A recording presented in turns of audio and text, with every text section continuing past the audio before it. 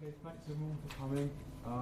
Welcome. This is Platypus panel discussion entitled "What Does Climate Change? 80 Years of Environmentalism, Left and Right."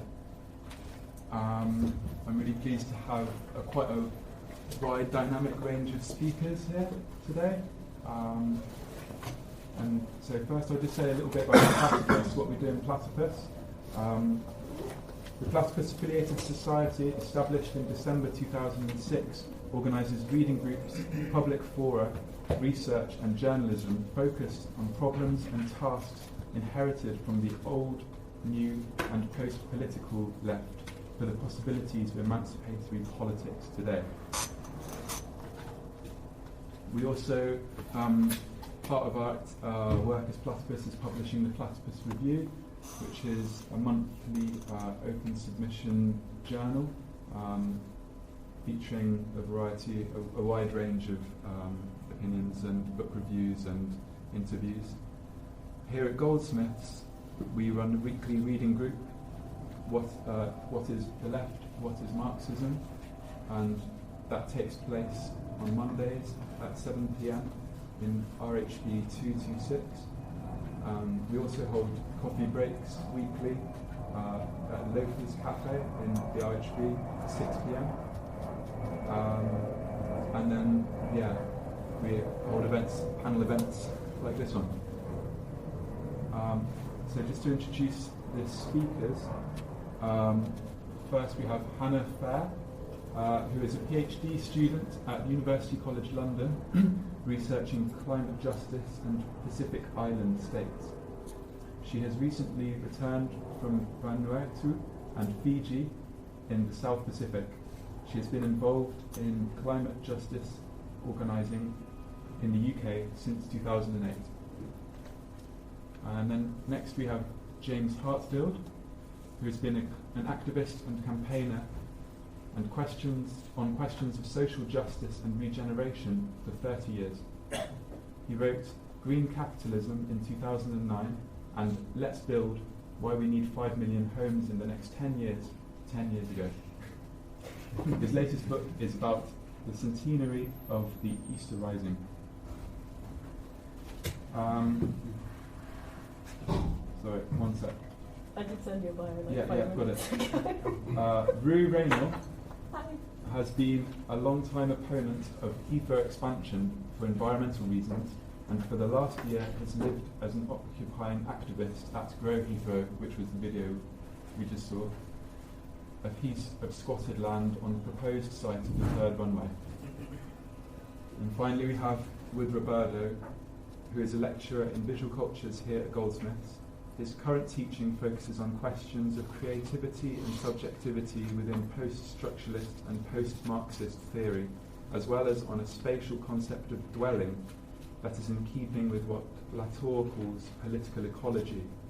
Last spring he co-organised the visual cultures public programme entitled Critical Environments.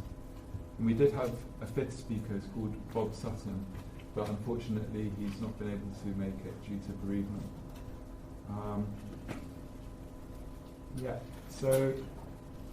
I'll just read out the panel description and before we get started. The awareness of a growing planetary climate crisis in the 1990s appeared to coincide with a change, the final collapse of the traditional forces of the old left, communism and social democracy, and the consolidation of what many characterize as neoliberalism. For many green thinkers and activists, the political strength of the right in the 1990s stymied any meaningful attempts to regulate greenhouse gas emissions. But the global reach of climate change also generated sustained international resistance, which appears unified in its opposition to fossil fuel extraction. For Klein and climate justice activists, that's Naomi Klein, the combined weight of this resistance could change everything, when coupled with the erosion of neoliberalism's credibility, particularly in wake of the 2008 financial crisis, and the assessment that climate change is inextricably bound up with capitalism, i.e. that climate change cannot be regulated or solved using greener forms of capitalism, but would require system change. Yet amidst the proliferation of activity, from blocking pipelines to campus fossil fuel divestment campaigns, to blockades to stop hydraulic fracking and mountaintop removal, coal mining projects and protests at international climate talks, it remains unclear how climate activism might lead to something different. US Democrats, for example, appear poised to benefit from discontent around inaction on climate change regulation in spite of advancing neoliberal reforms in the 1990s under Bill Clinton.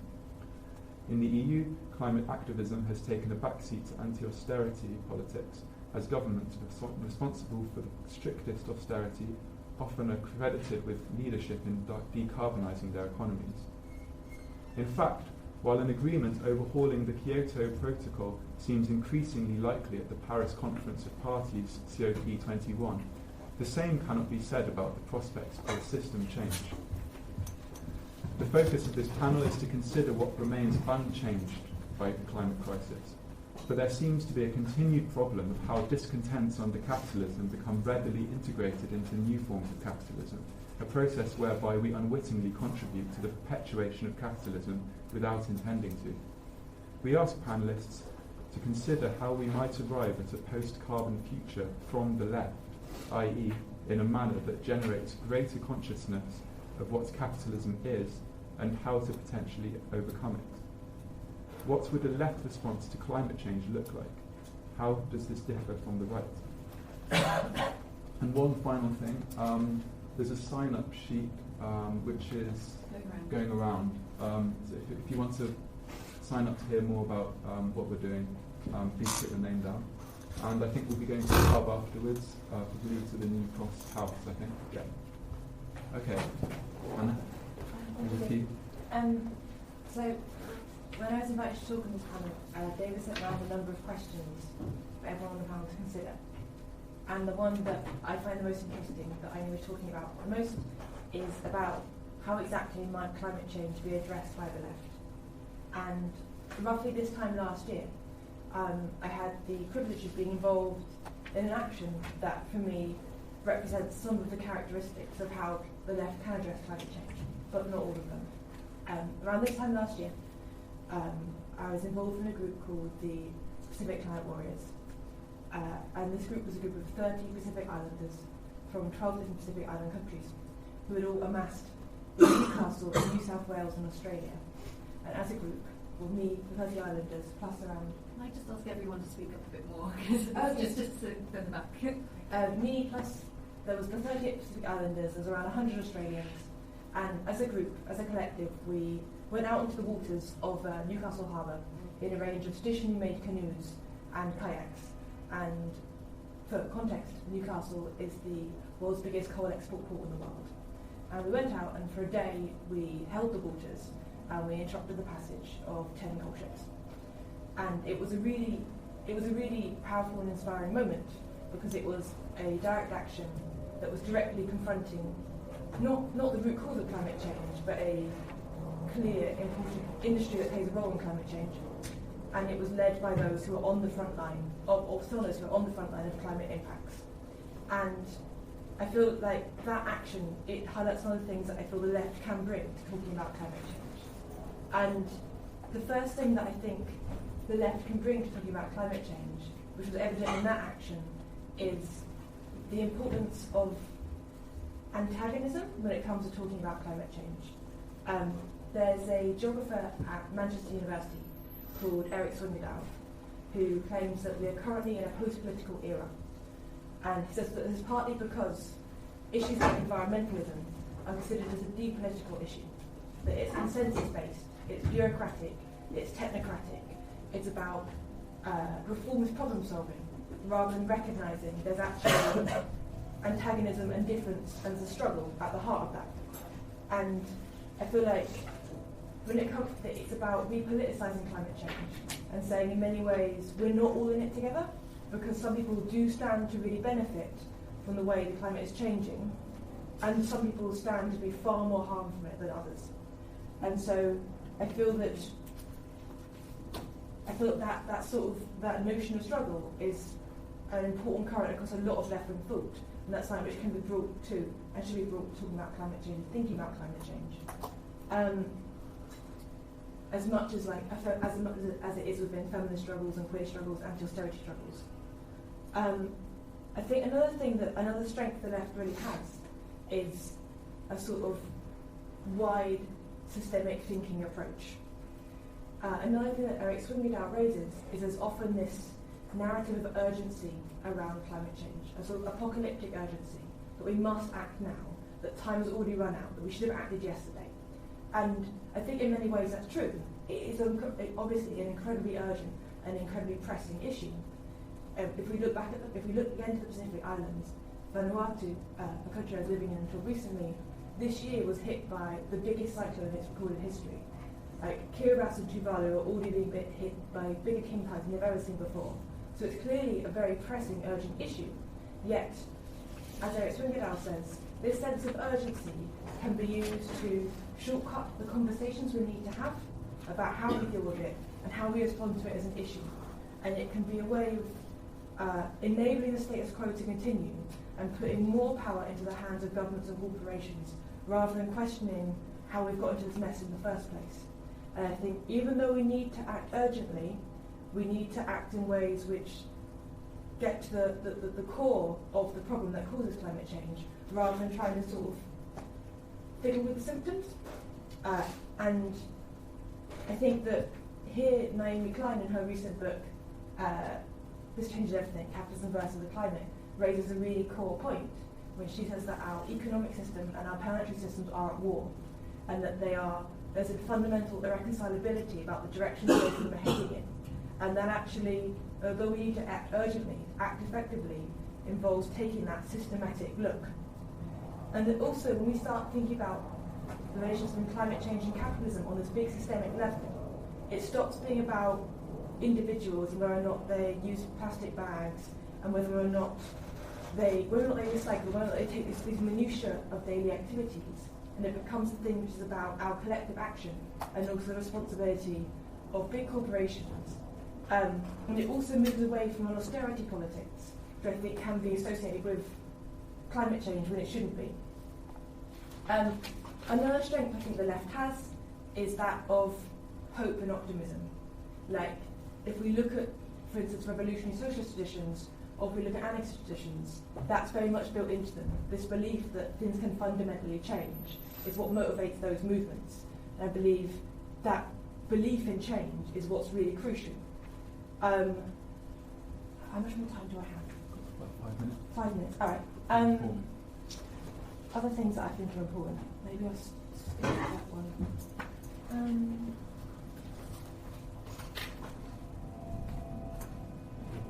I think another key issue in how the left addresses climate change is about not placing all our sense of validation in science.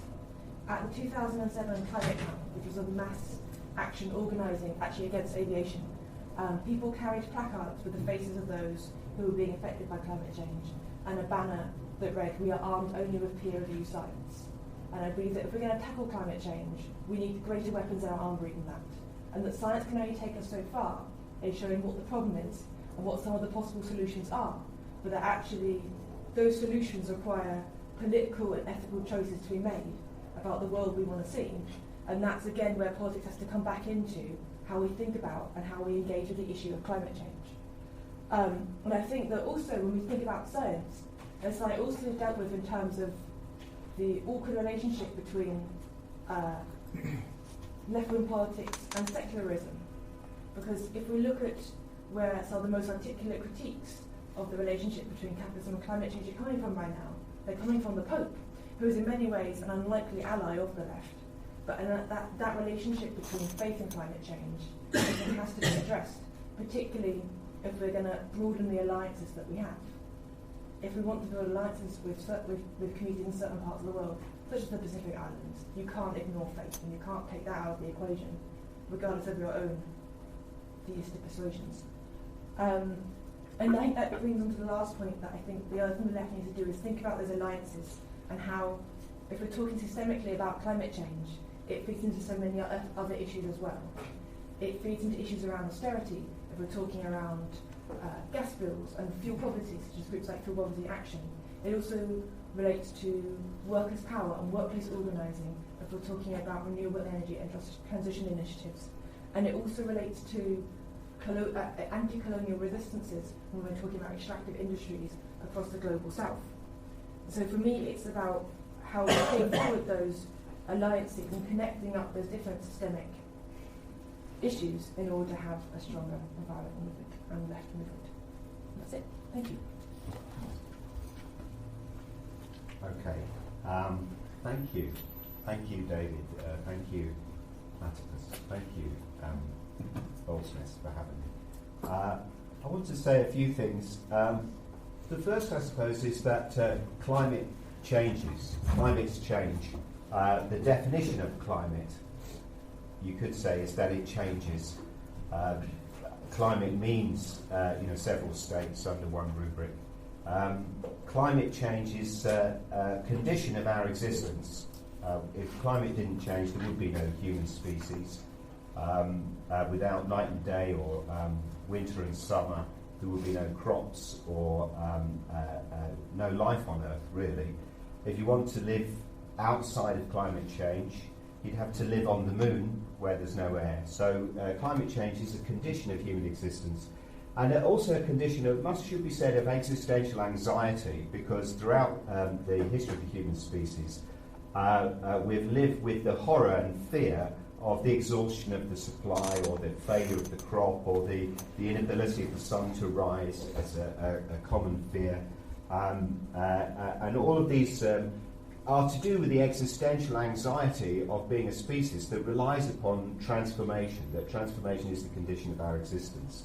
It's a condition of our existence both in terms of our ability to raise food, but also our evolution as a species comes through ice ages. It seems to be the latest thinking that the human species emerged on at the coast, at the edge of the sea and the ice, and at the withdrawal of the ice. So climate change is a condition of our existence. And I suppose that as I say that, people might say, well, no, man-made climate change is surely what we're talking about.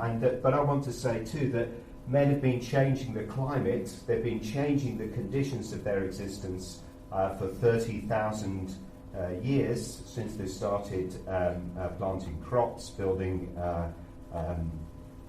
covers and all these things. We've been changing the conditions of our existence, and it is why we are here that we interfered with nature and redirected it and bent its means to our means.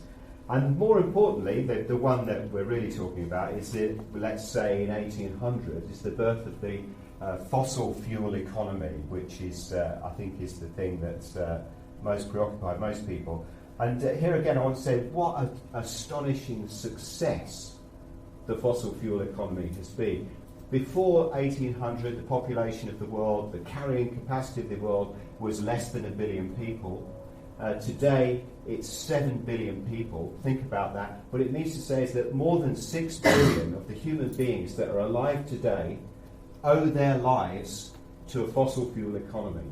That the mechanisation of agriculture, that the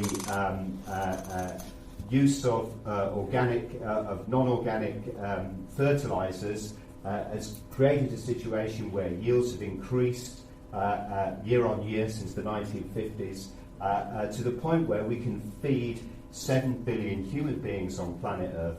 And this, I want to say, is a fabulous success. And whenever we think about the problems of climate change, we need to know that the fossil fuel economy is the condition of my life, your life, everybody's life.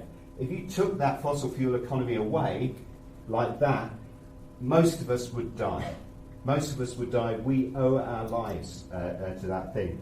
What about as a movement? As we're encouraged to think about a movement. And I think it's important to see that the industrial age, the fossil fuel economy, provokes tremendous opposition, and it's rightly so, because it's a very conflict-ridden process. It's full of all kinds of horrors in terms of its social organisation, and it's provoked working-class resistance, but it's also provoked, I think this is elemental here, it's provoked a romantic anti-capitalism, a kind of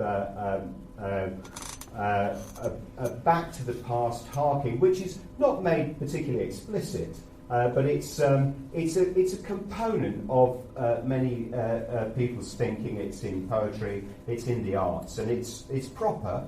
You know, it's a proper part of our life that we should react against modernity and as it hurtles forward. But it's also, I think, it's the social class has really carried this critique.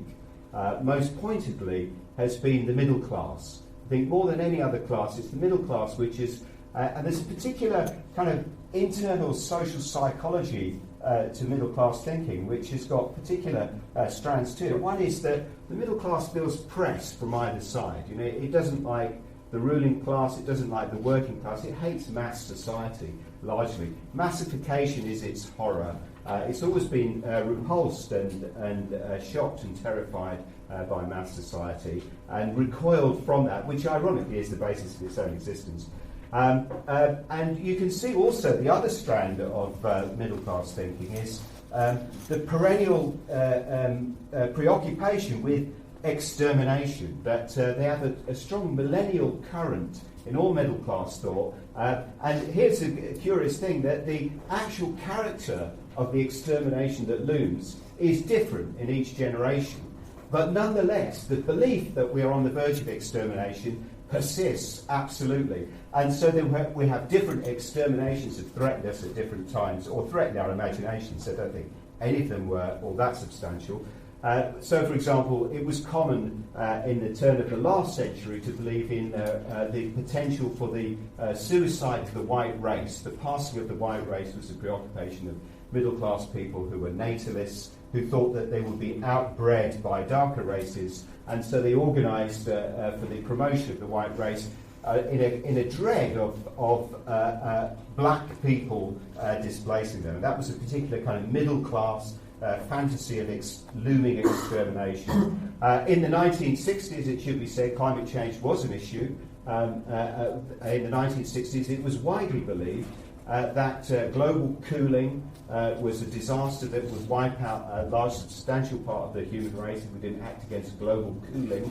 And there were many papers written on the potential, the looming problem of global cooling and the enlargement of the ice caps. And then in the 1970s, we became preoccupied with resource depletion. You know, there was a tremendous fantasy of resource depletion, and conclusions were drawn that we would run out of stuff by the year 1990, and the human species would not survive beyond 1990. And this was all drawn up with projections from MIT's computer system that the Meadows and Forrester organised, became the basis of the limits to growth thesis.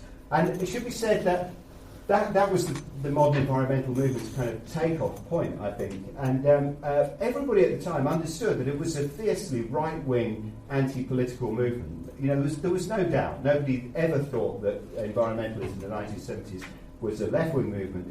Everybody knew that it was a right-wing movement. All Marxists wrote turgid and aggressive critiques, rather than a bit like the one I'm doing now, about the petty bourgeois basis of environmentalism.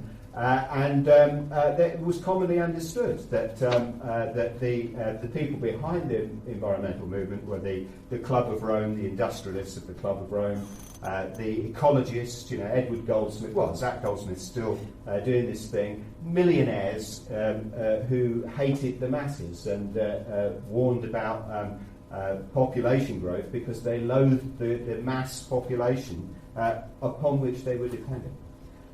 I think the reason that the environmental movement has turned inside out, has become so left-ish, really, is because of the failure, the abject failure of socialism.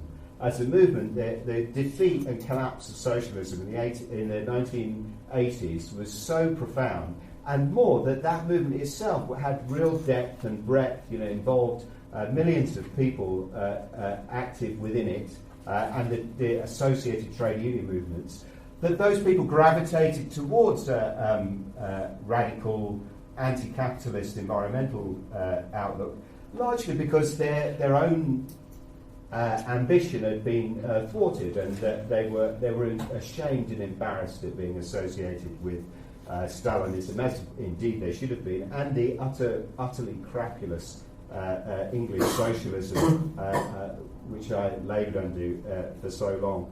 And it's entirely understandable that people drew the conclusion that they'd be better off in the Green Party.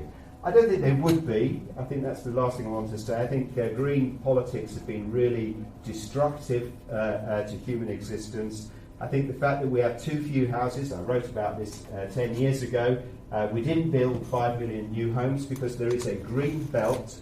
That's to say there are laws in place to prevent the building of houses, which is why your rents are so monstrously high.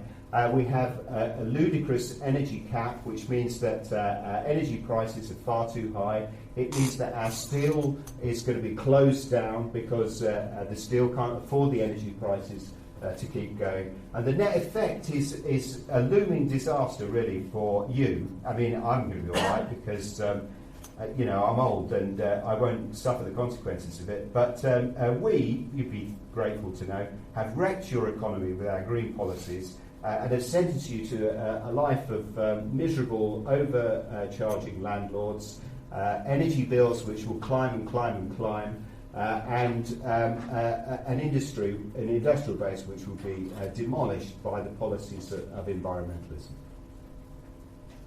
Thanks, Jane. Does anyone have a pack of tissues up there?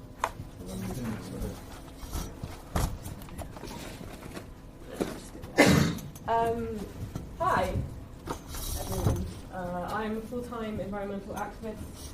I would love to sit up here and tell you all about my amazing house, which is built entirely of waste materials. Oh, thank you. Sorry, just a second.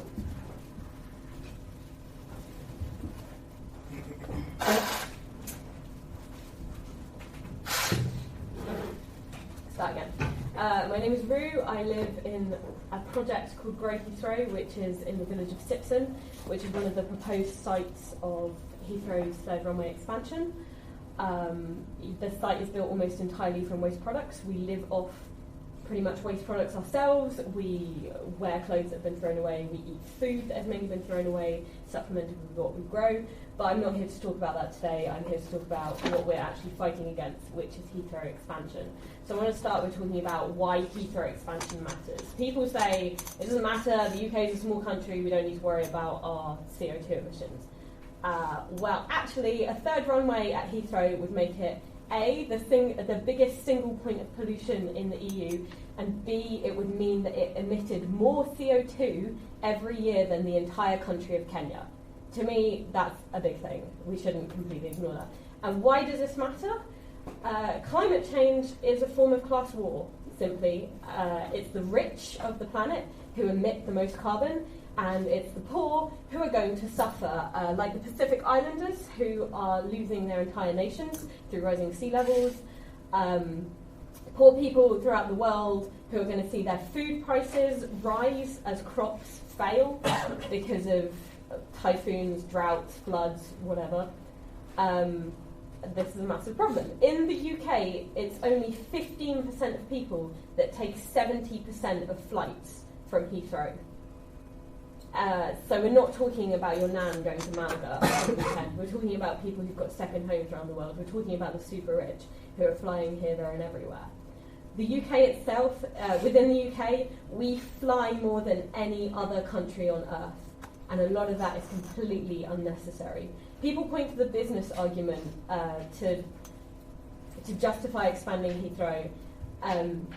Less than 10% of flights chartered from Heathrow are chartered as business flights, and for more than a decade, that number of flights has been falling due to new technologies such as Skype, where you can talk to someone halfway across the world. You don't have to fly over and see them. 3D printing, allowing to send blueprints across the world to print out new products, etc. But what can be done about these problems that's being caused by carbon emissions from Heathrow? What can the left do about this? Well, for me, the main thing we can do is stop privatising rail and take subsidies away from their aircraft industry and put them onto the railways instead. If you have a rail journey that's under 4 hours, it's actually quicker to take the train than to take the plane because of all the check-in and security and your take-off times. So we need to be moving people away from the dirty technology of flights and onto the cleaner technology of high-speed rail. 4 out of 5 of the top Heathrow destinations are short haul. We've got Paris and Amsterdam, which are serviced by the Eurostar. There's Frankfurt, you can take internal trains from other Eurostar hubs to there. And then the other ones, we've got Dublin, not very far at all, and New York, which is a bit more difficult. Aviation is one of the most subsidised industries on the planet. There is no tax in the UK currently on aircraft fuel. This to me is ridiculous. We should be putting a tax on that so that we can support cleaner methods of transport and stopping airport subsidies entirely, as well as supporting better rail connections between countries so that it's possible to take a train from Edinburgh to Lille, to take a train from Newcastle to Frankfurt, and so on. But more than this, the left itself needs to address its own hypocritical behaviour and do a fundamental behaviour change. We had a person called Pascal Husting who worked for Greenpeace. He was their international programme director. And 4 times a month he was flying from Luxembourg to Amsterdam because he couldn't be bothered taking the train. It's this kind of hypocrisy that's tearing the left apart. We need to look at our own actions before we start changing the bigger picture. People say that your own personal actions don't matter, but to me that's rubbish. The whole world is just... There's 7 billion people on this planet. If everyone takes responsibility for what they're doing and changes their behaviour, of course it's going to make an impact. There's the argument that can't we just offset flights or just wait for new plane technology to save us? Well, how about instead we do progressive taxation of flights so that your first flight every year is a low tax and then it raises with each flight? This would impact the super rich more than anyone else, so it would be much fairer. Carbon offsetting just completely ignores responsibility. It's a way for people to pretend that they can just continue their wasteful lifestyle because they've slipped an extra tenner into the pot to plant some trees somewhere in a third world country. This type of capitalism just allows companies to choose the option that generates the most profit, and all the negative impact is negated by the state or suffered by the people. There's no responsibility. Throwing money at the problem is not going to work when we need a fundamental change in behaviour. All carbon offsetting does really is make rich people feel good and poor people feel that they can't join in the debate about climate change because they can't afford to. And I think that's all I've got to say. Sorry, I'm very nervous. And well, good transition. I'm afraid I should read to you, but I'll try to look up every now and then. I just want to, on the back of that, throw out a quotation by Gertrude Stein from 1914, who said, claiming nothing, not claiming anything, not a claim in everything, collecting, claiming, all this makes a harmony, it even makes a succession. So just, think about that for a second. It's kind of an interesting point. All right, so we know that climate change is disturbingly measurable, but only in fragments, really. And conversely, figures like Tim Morton have referred to climate change as a hyper-object, one that's already here, and then figures like A.L. Weizmann, as James did, have pointed out that with regards to the Anthropocene, climate change was initially formulated to describe a project, not a byproduct. So that's to say the ambition to change the climate so as to achieve a greater productivity from land was directly connected to colonial expansion well before the 20th century. And as we're all aware, this hyper-object, as it's become, is still controversially discussed in terms of its man-made objectivity. So one that can be monitored and potentially stabilized by us today.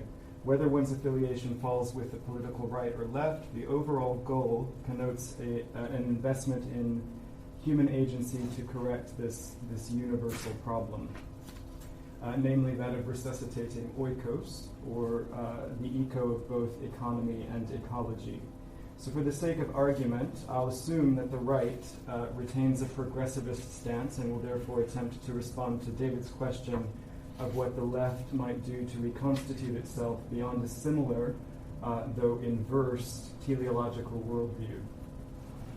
So if we take a moment to consider the early 1970s and the publication of The Limits to Growth as a report on the Club of Rome meetings, where the project on the predicament of mankind was established, it becomes clear that fundamentally a concept of universalism had to be accepted.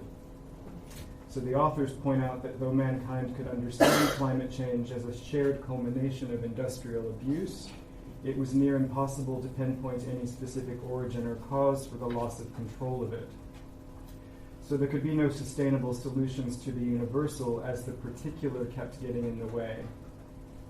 The whole is more than the sum of its parts, they argued, and it's difficult to kind of look at the whole without going through those parts individually.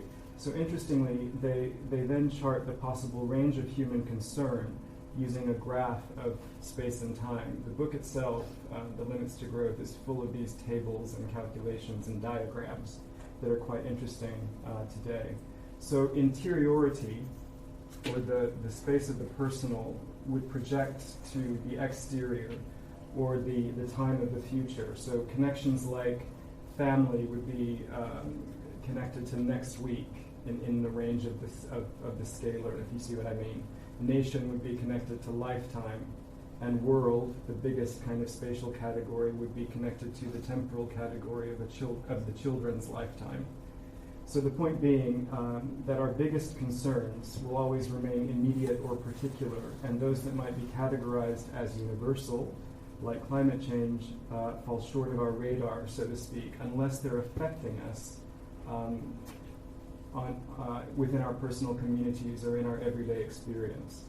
So it's a matter of perspective and scale for these 1970s thinkers. So this graph that contrasts the local with the global put me in mind of John Berger's trilogy called Into Their Labors, also published in the late 70s and early 80s. And Berger writes of both rural life and urban life as a part of capitalism. So they're both bound up to this system.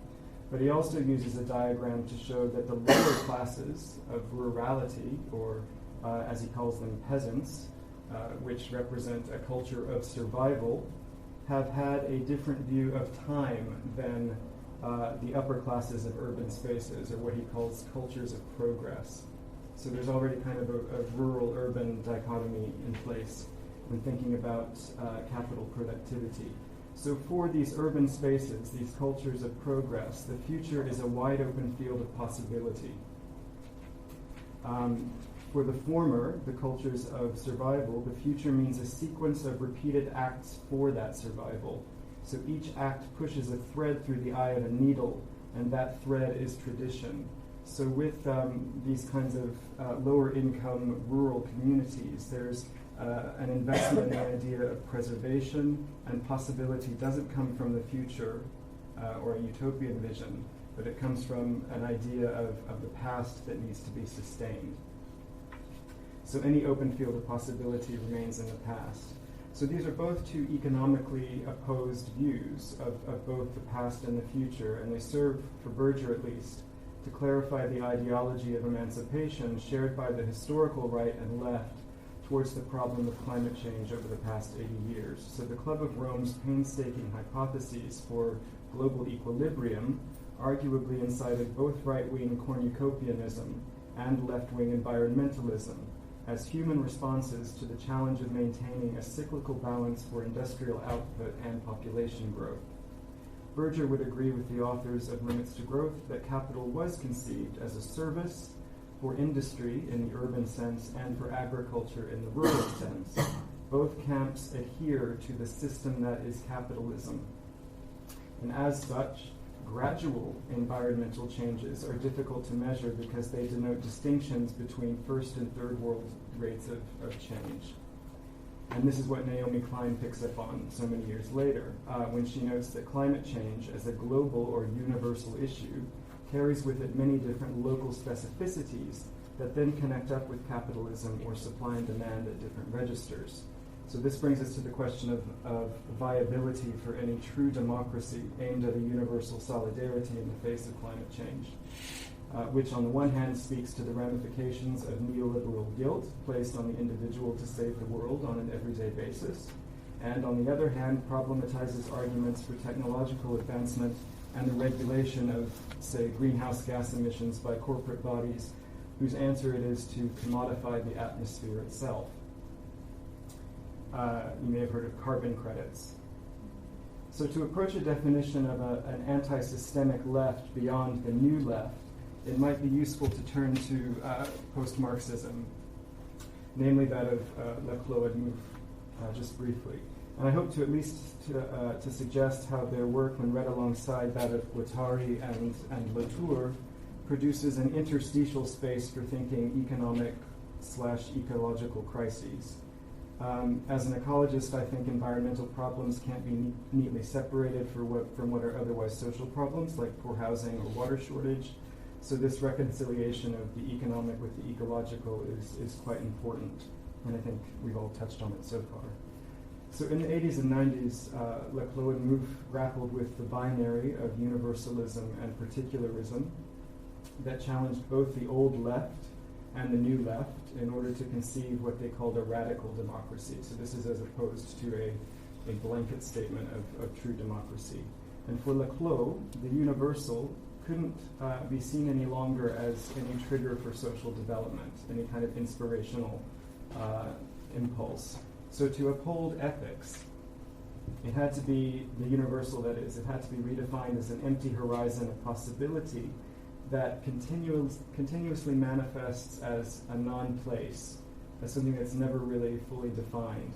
And for our purposes today, if the left names a cause like no to fracking, for example, it inserts content into a universal, making it a place of principle and therefore teleological.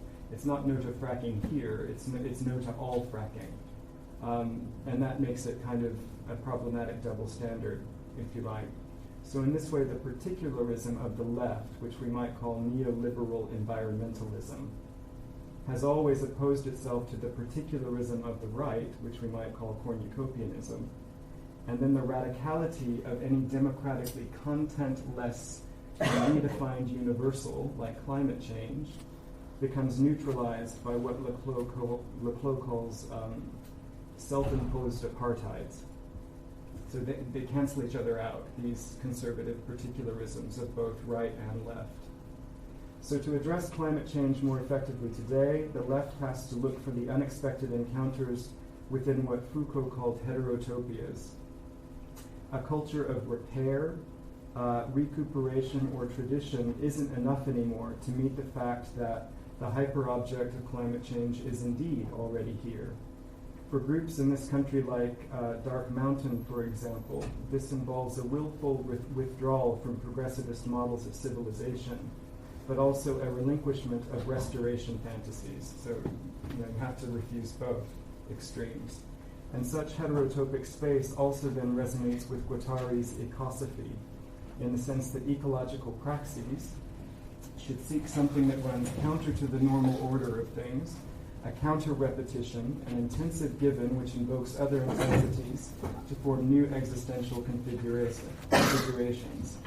So to bring these prospects of radical democracies and counter-repetitions up to date a bit from late 20th century theory, we could turn to a third model, namely Latour's concept of propositions, which is a term he introduces to arrive at a new definition of collectivity through necessarily imperfect forms of communication. Matters of concern might then replace matters of fact, allowing political dissensus based on real evidence of causes and effects to resonate productively with what would otherwise remain excluded by the invisible chains of capitalist realism.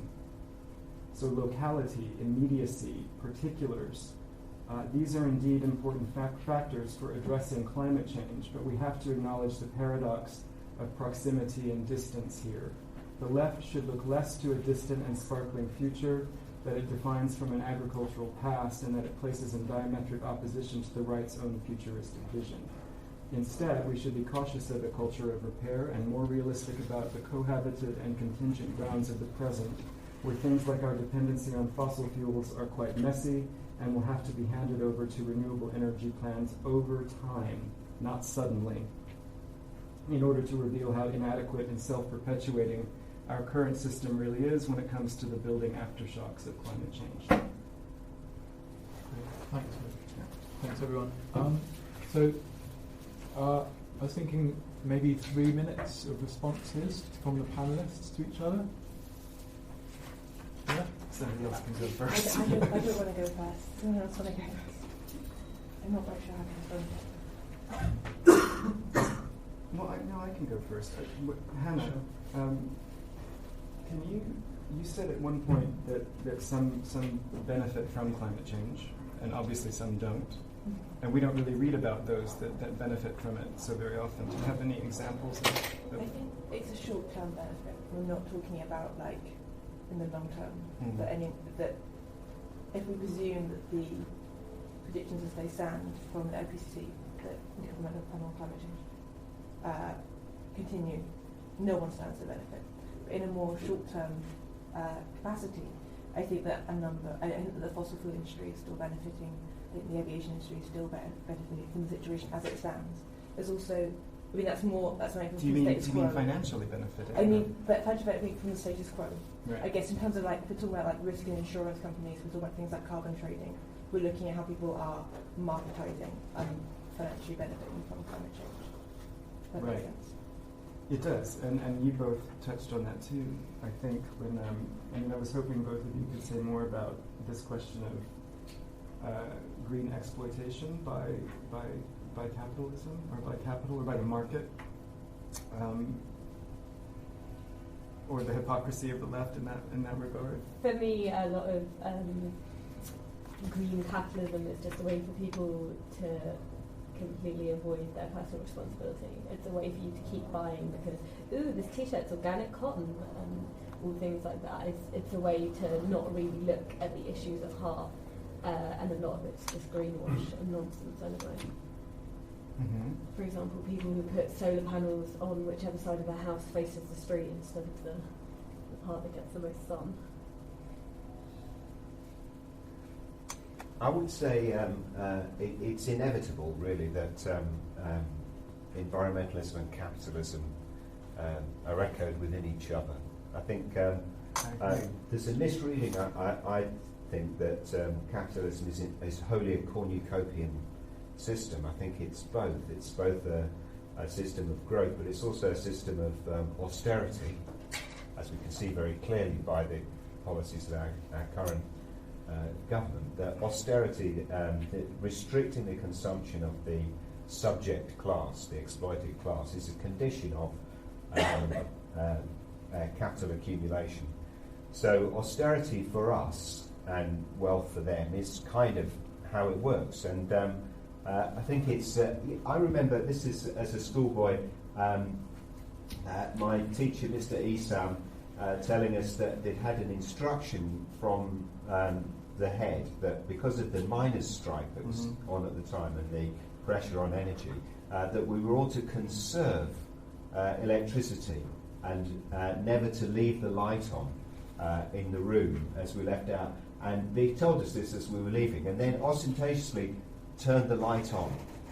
And what he meant to say was, I am going to waste this energy now, because he was a socialist. He thought that, and I kind of understand and agree with him, that the lesson that you must live an abstemious and miserable life is hostile to humanity, and I think it's an attack really upon us by the powers that be that would make us poor as a condition of their wealth. And we can see it in the the various policies. This will happen this winter, by the way. That we're predicting a very cold winter, and in excess of 1,000 pensioners will die this winter because they cannot afford to heat, and they cannot afford to heat, at least in part, because their fuel bills are too high. Because we've created a system which restricts access to electricity by imposing a green tax which finances the redirection of energy towards non-fossil fuels. And this actual policy will kill in excess of 1,000 pensioners this winter, killed by an environmental policy whose express purpose is to restrict the consumption of electricity. So when we say austerity, restriction, these are deadly matters, and they're more than that. They're the condition of the great success of the electricity companies who continue to charge extraordinary sums because of the monopoly that they've been handed in the use of that. I disagree with a lot of what you said there. The only part I really agree with is that electricity companies are screwing everyone over. The pensioners aren't dying because of environmental limits on the amount of electricity they use. They're dying because they're living in shit houses that were built badly, even though we've been able to build houses for hundreds of years that are well insulated and don't need heating. I know people who've built cob roundhouses and live quite happily in them, and I disagree that this idea that a reduction in the amount we consume will all make us miserable, grubby peasants. In fact, there's a large correlation between overconsumption and unhappiness. You can see it in a lot of first world nations. The GDP per capita has gone up, but the happiness level has been level since like the 60s or 70s. That's actually a really good point that comes up. Have you seen the film of Naomi Klein's book, or the documentary that they made not too long ago? There is a film, it's really good. It's the same, what is it? This Changes Everything. Yeah, it's the same title. And towards the end, there's a section. She travels the world kind of asking these similar questions and gets to Sompeta, India. And there's a farming community there that is in jeopardy of being invaded by the plans for an electrical plant, or whatever the wording is. And the argument is that yes, it would provide more jobs for these individuals. It would bring them into the capitalist market through this, what is kind of described as a virtual commodity, even though electricity does have an actual function. They don't understand that kind of, or claim not to understand that kind of materiality, and materiality, or the commodity that they do understand, are these kinds of immediate products that come out of their everyday living as a rural community. So the promise of growth and betterment through this kind of introduction of a almost virtualized system of exchange would really cost them more than not. And I think it's an interesting thing, and something that we can't forget, this contrast between East and West, First World and Third World. That's why I kind of am thinking that each of these instances, you can't really make any sort of blanket statements about consumption or market growth unless you look at the specifics of the communities in question. And that's Klein's point as well, I think, and it resonates with what you're saying, that there is kind of a specificity to each case where the effects of climate change are different depending on the situation. And that's why I think it's dangerous to redefine the left with, yet a new ideology that's all-encompassing. It has to be kind of contingent on specifics. I also just want to add a point about equality. I think it is genuinely shocking and shameful that many pensioners die from the cold, and that so many people are forced to choose between eating or heating their own homes. And I think it is linked to poor insulation in houses, but I also think it's linked to what you actually said yourself about the monopoly of the energy companies. Because of how power the big six energy companies have. And I think that's not, and it's not, I think it's about how they are putting their profit making first, and how they are offloading that green tax onto their customers rather than absorbing it in the company. And actually, I think it's due to the fact that there is a blocking of more renewable energy sources, because eventually that does bring prices down. Instead, they've got a monopoly and they're pushing to rely on fossil fuels in a certain way, which I think is actually stymieing the price decreases, and it's keeping them artificially high.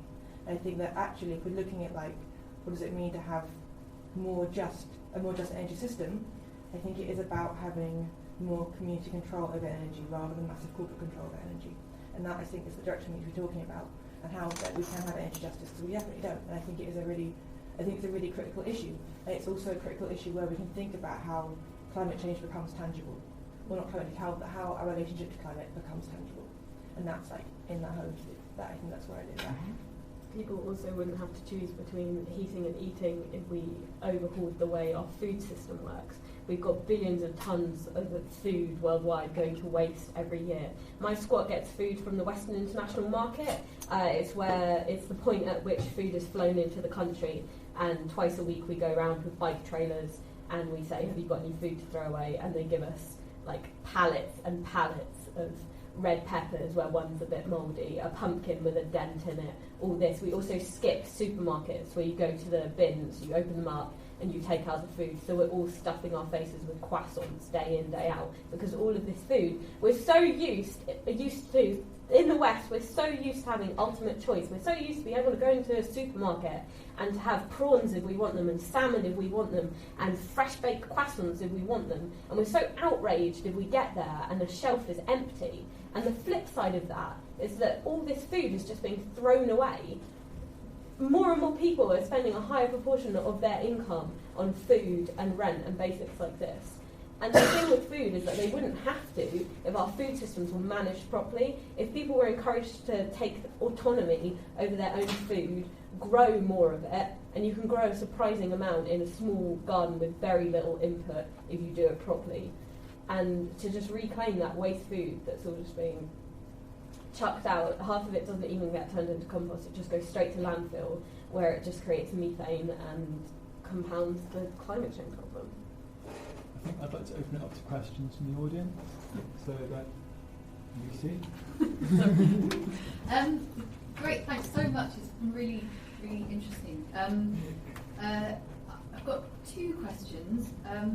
One is, I'd like, if possible, you all to reflect a little bit more on the role of the state, or on the role of asking the state to intervene in matters of policy to address environmental issues. Because Rue, you brought up ideas about taxation and stuff, and I was sort of slightly surprised to hear that coming from a sort of grassroots climate sort of activist living in a squat. I didn't kind of expect you to hear demands being put to the state in order to kind of manage these problems. I'd also like to just offer another potential interpretation of the left that we were reading in Platypus Reading Group last week, from a text by Leszek Kałakowski called The Concept of the Left, where he suggests the left as being concerned with utopia not as an end goal but as a means to work upon reality in order to change it. And so he contrasts the idea of the left being concerned with change to the right being concerned with preserving the status quo. And I just would like to hear what you might think about that in relation to some of the other questions you put, because I just wanted to perhaps push Wood a little bit in terms of this question of being beyond left and right. Are we really beyond left and right today? Or what does that mean if we are? What's happened to the left if that's the case? There was a time when potentially the left might have been concerned with progressivism in a certain sense, a quality progressivism, which right do not have. So I would like to ask you what you think has happened to the left for that to be the case, and possibly just push back on this question of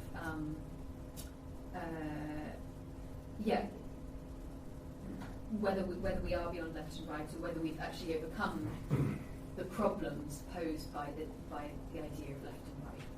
Have we overcome that history? Can we really move beyond left and right? Small question. Maybe I'll let you respond to that. It's quite a long. Sorry, It's there's a all lot right. there. Well, yeah. I might think while talking. Okay. So I mentioned old left and new left. Old left, as in Marxism concerned with class struggle above anything else, to simplify, kind of issues to do with labor and productivity, so this grand narrative that is the opposition of capital. And then the new left, which you might put alongside someone like Marcuse, where it is about minority rights and voices finally being heard, and that kind of social upheaval as something positive, so 60s and 70s-ish. And then to kind of address your question of where are we now, I guess what I was getting at in my paper was that we often forget about this word neoliberalism, or we forget that it can also be associated with things like climate change and environmentalism, which by definition is, as you pointed out, is something that as a human race and any non-human species is affected by. So there's already this problem of equilibrium. And if that's the case, then how do you put forward a leftist position in the tradition of the left against this kind of universal issue that supersedes both left and right?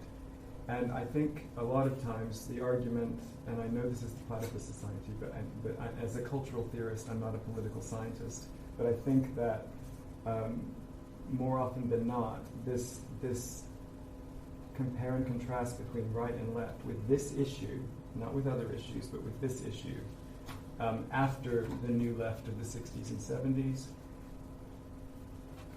just kind of cancels itself out to a large degree. I mean, I haven't thought it through completely, but what I meant by kind of propositions and the interstitial space between these two extremes, because they're both extremes, they're just inversed from one another.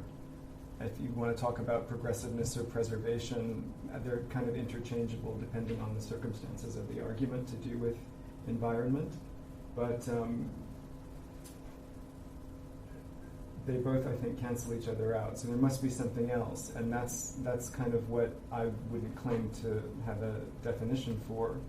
But I think that my point was there has to be kind of a sustained antagonism, as you put it, in order to even think about reconstituting the left as left.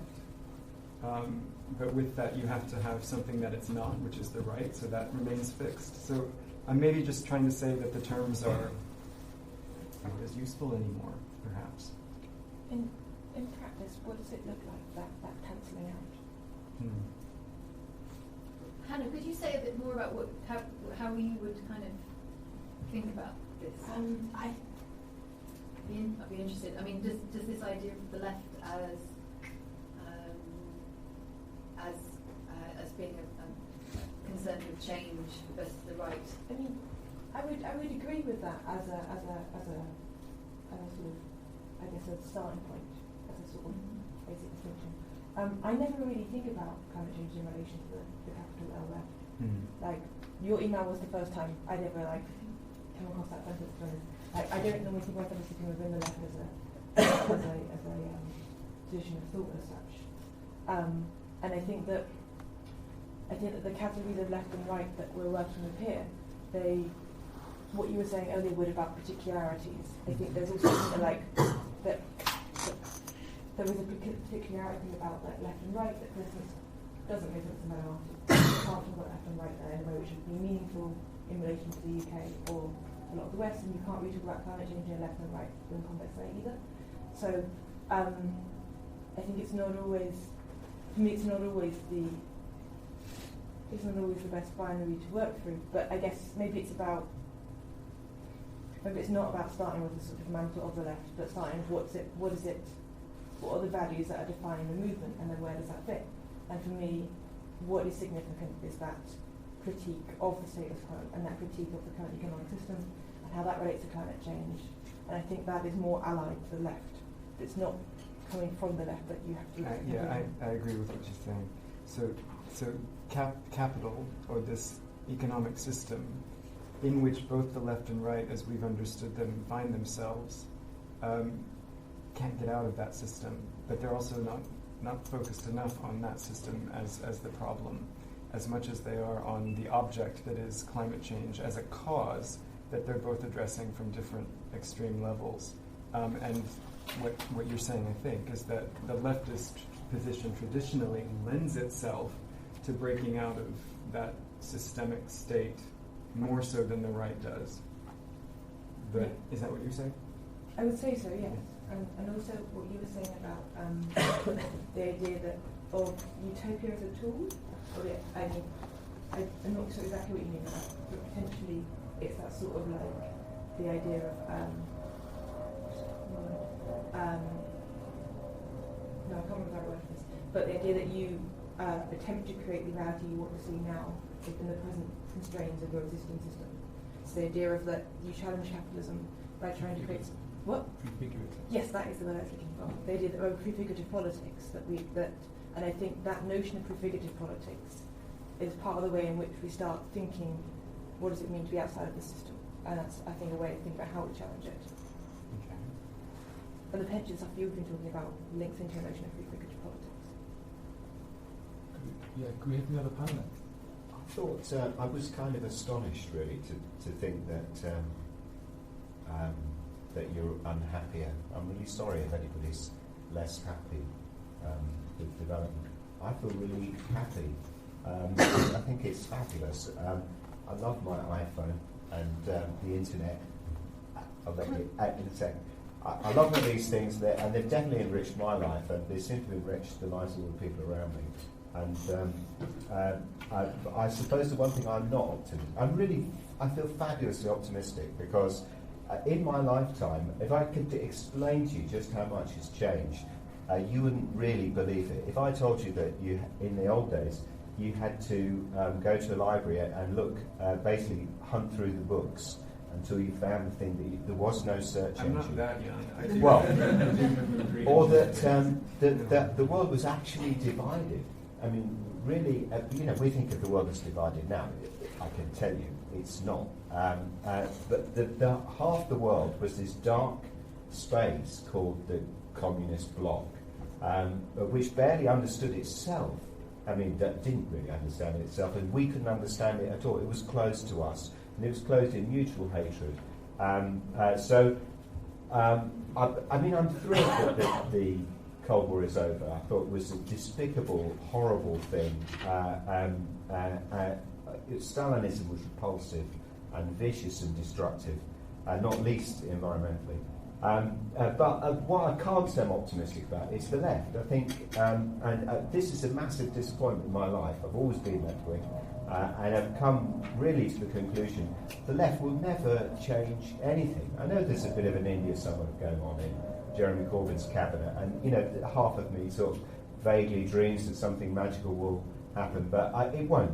I think the left is finished. There's got no consequence to it.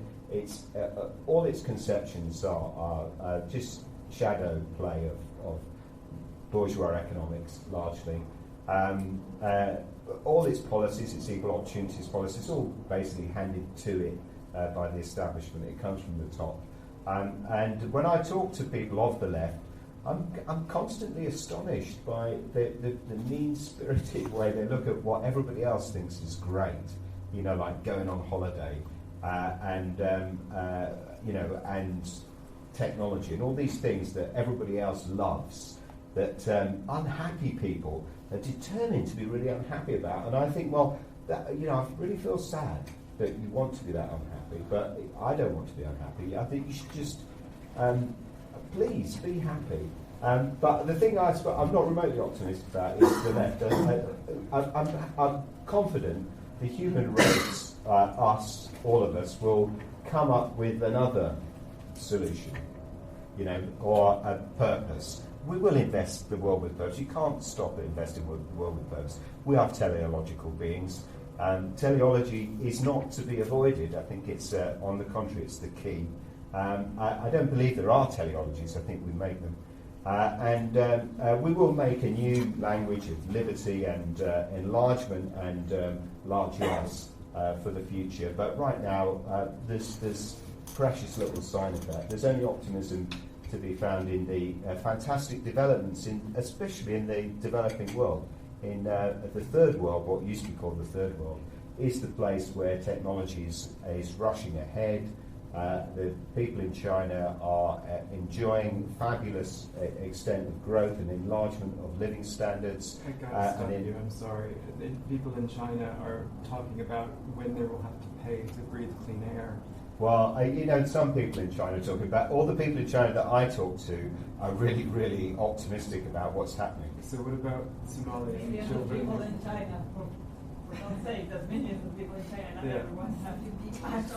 But look, you don't know and I don't know, so... Can we take a question? Sorry. Is life expectancy falling in China? Is life expectancy falling in China?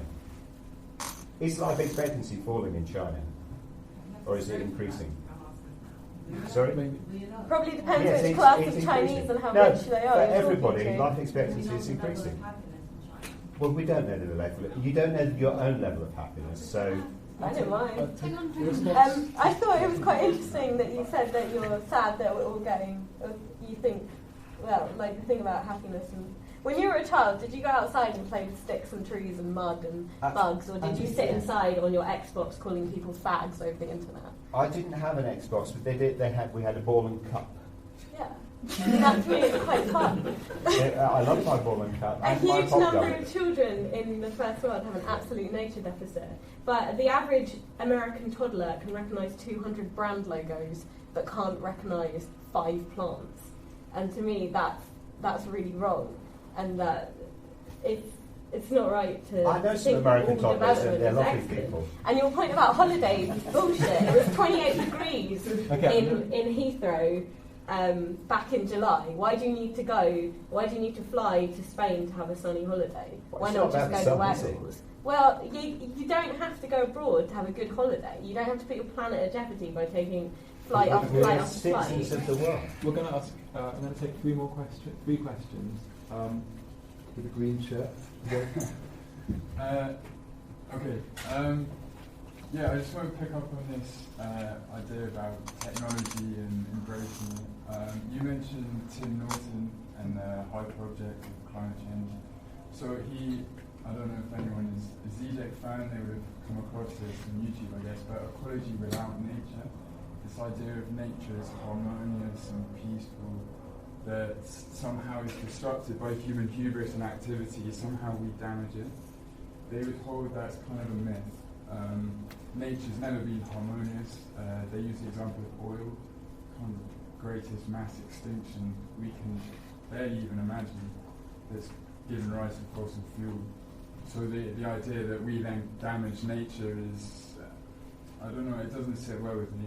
Instead they would say we're kind of some kind of embedded mesh, humans in nature. But you agree that we are nature. We are part of the system, the ecosystem. Why do we talk separately about humans and nature? Yeah, no, I agree. But that means, rather than going back and thinking, well, our activity is stopping sort of, leafy woodlands or green grass. That's kind of a conservative ideology, right? Of trying to go back into the wildlife is left on the planet at this moment. Sorry, how much wildlife is left on the planet? It's a question. Another question. A whole bunch. I would have thought. Okay, you obviously don't read. So, I've got kind of less of idea in my head, so I'll try to remember the formulate the question. First of all, it's a really interesting panel, because I think it kind of makes flash things that have divided the left for a while, and that like flash in my head on a constant basis. One of them is the idea that we must be green and we must protect the environment, because look at what human mass industrialization has caused. And it's true that we need to take responsibility over what's happened and how that has had a very detrimental impact in certain environments. At the same time, that clashes with the processes of development that are going on in many other places in the world. So I've always thought, well, first you need to question what development is and what you consider development. This is really is what we have in Europe, what we have in the United States, mass industrialization, really what we should call development. At the same time, there's a bit of hypocrisy going around saying, well, you should stop chopping your trees, you should stop using all your resources, which are limited resources, because we, the planet, need this to stay there when developed countries have already changed their environments, have already chopped their trees, have already shaped their landscape at a mass level during the 18th and 19th century and 20th century as well. So I feel like there are issues that need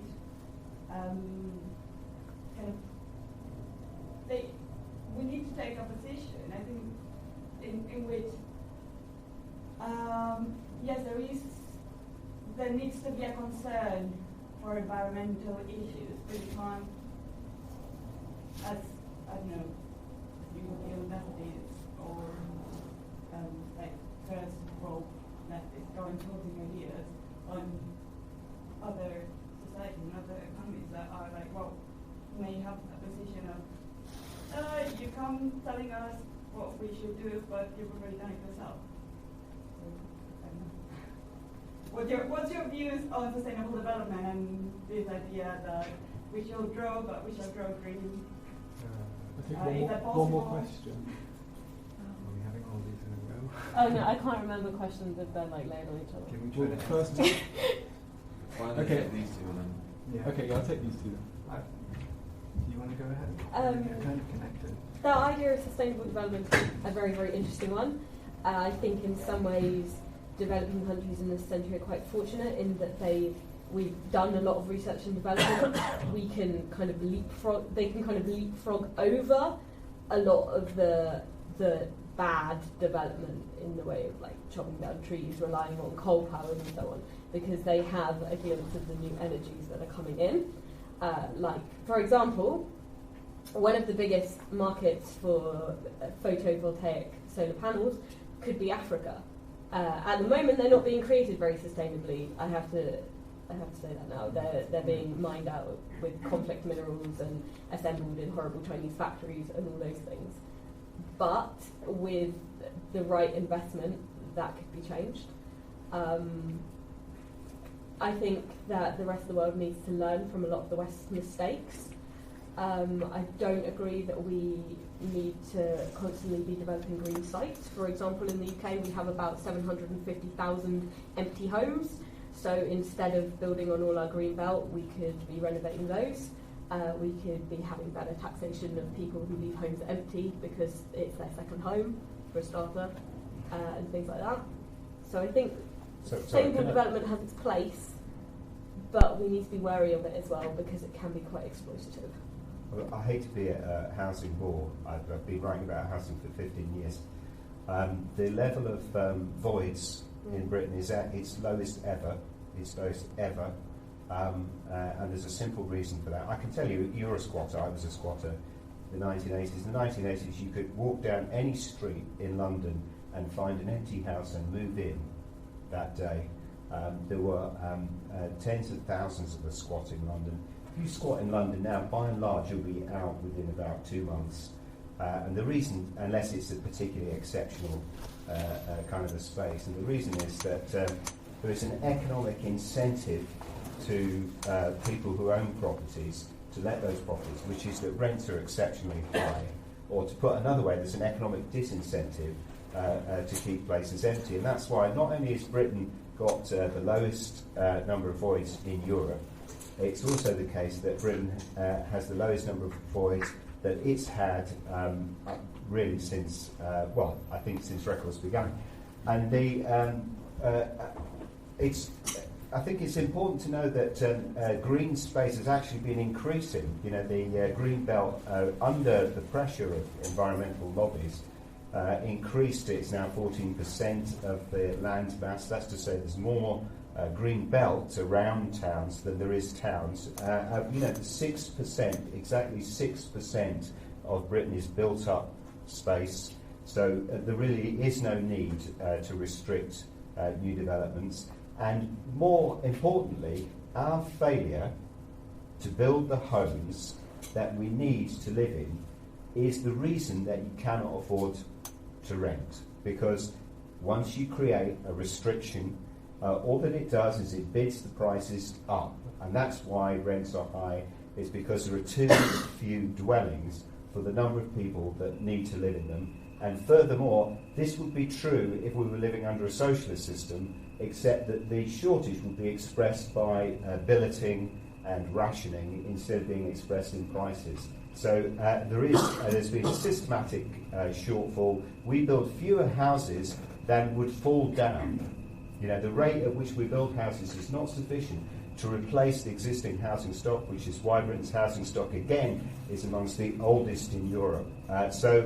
Environmental policies have been an absolute disaster for the housing policy. Every year for the last 20, we've built too few homes. That means an accumulated shortage, an accumulated ageing of the housing stock, and rents, which, as you know, are like £1,200, house prices like £500,000, and the whole of Britain's wealth is estimated as 7-point-something trillion, of which 5-point-something trillion is invested in houses. That's to say, all of our wealth is soaked up by this massively overpriced commodity, which is rubbish. You know, no other industry in the world could be so systematically bad and yet command all the wealth of the country. It's a massive drain because we won't build houses, because we've been stupid enough to make a law, can you imagine this? Not a shortage, not an actual shortage, a law that says don't build the houses that you need to live in.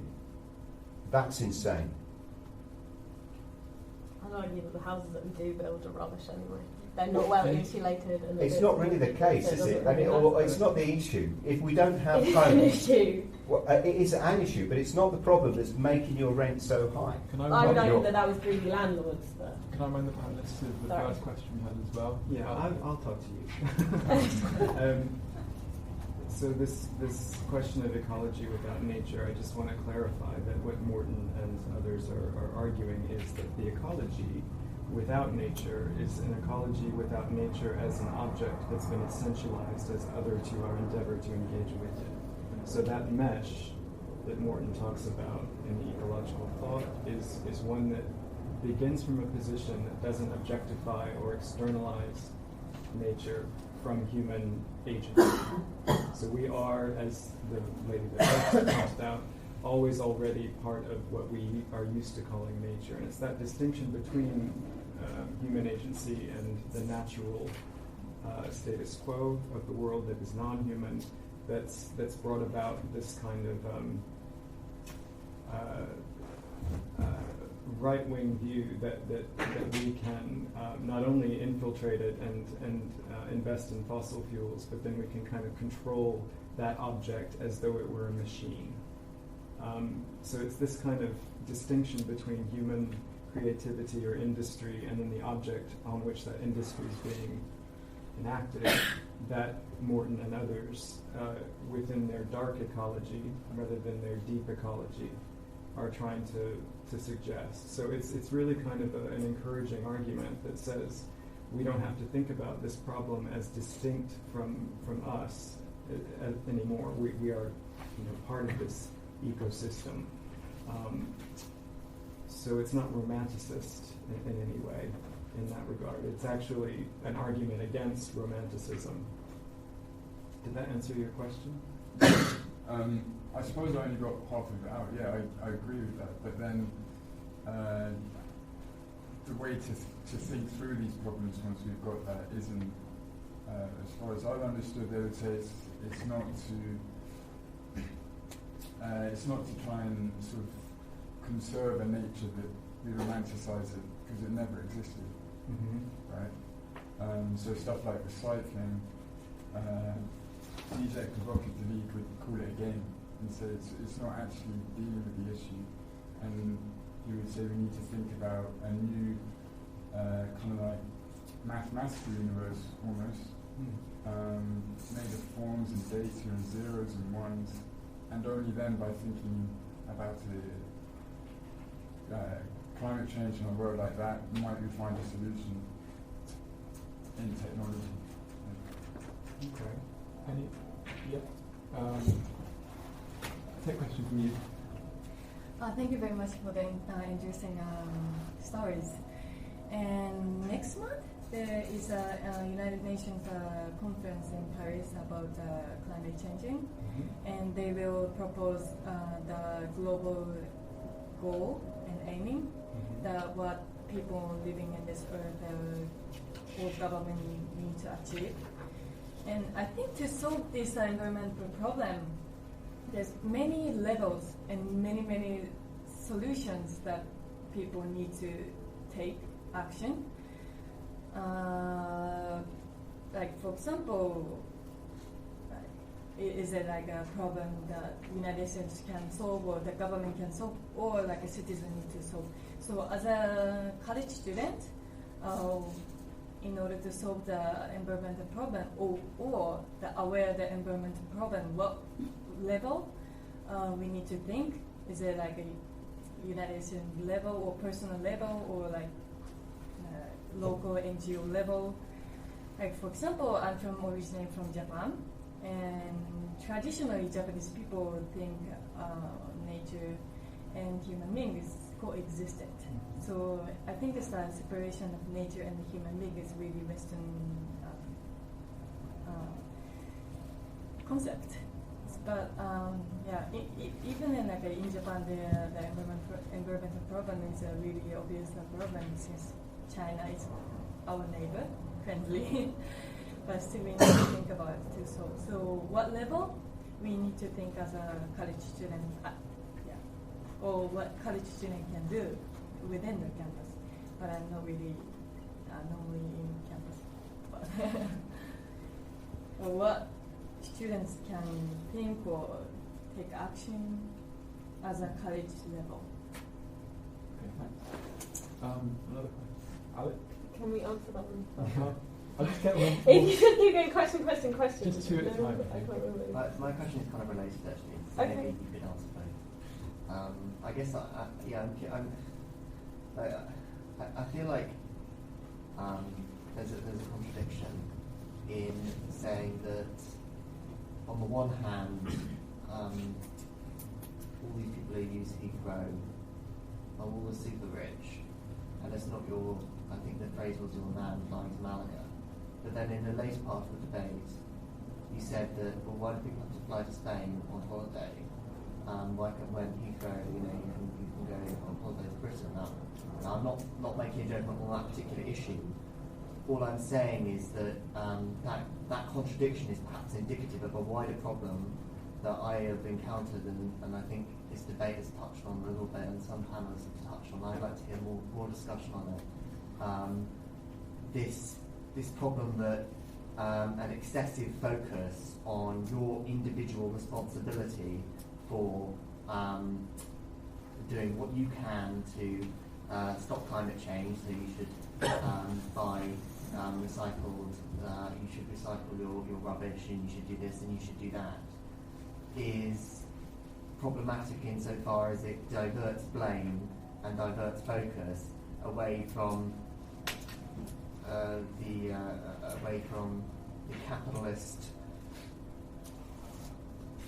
capitalists, I suppose, who are sort of relentlessly destroying our planet and are leading that destruction. And I would also just like to make one. I appreciate that I'd like to make just one more brief point. I think it was you who said. I'm sorry, I don't know your name. It's so really big. I think you said that we need to think of community energy solutions, and a lot of green debate that I think again is very small scale, and maybe this due to this whole romanticism thing, very small scale solutions. that surely something like climate change and energy production is something where we've got to think of it on the largest scale possible, because only then can we find a solution that is most effective in terms of economies of scale or whatever. So I'd just like to hear some thoughts on that. Yeah, it is often problematic when a lot of the focus is put on personal responsibility and on your own actions, because often it is deployed as a smokescreen, like you said, to cover up the bigger picture and what big corporations and the big polluters on the planet are actually doing. But I do think that they can work in tandem. Often it's by looking at your own actions and focusing on yourself and on self-improvement that can help you focus more on the bigger problems of the planet and work together. I mean, we work together as a grassroots movement. We all sorry. I'm having a pretty fucking weird day, so it's a bit weird to come to the end. But, we work as a grassroots community, and we all work together, and we follow all those little personal things. So we recycle our beer cans, and we don't do this, and we don't do that, and so on and so on. But we do that while also looking at our bigger challenges. We've got the world's, the most polluting airport in Europe next door to us, but none of us are allowed to own pickup trucks because of the CO2 low emission zone that surrounds us. It's this is really hard for me to answer. Sorry.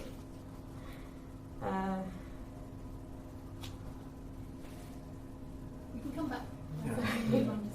Can I pick up a point? Could we have a bit from Hannah, because we haven't Sorry. heard much from Hannah. Sorry. I wanted to, I think the points do relate. Your question about the big climate summit happening in Paris in December. And that is the idea of what happens on the greatest scale possible, and that is all these governments coming together to make a decision.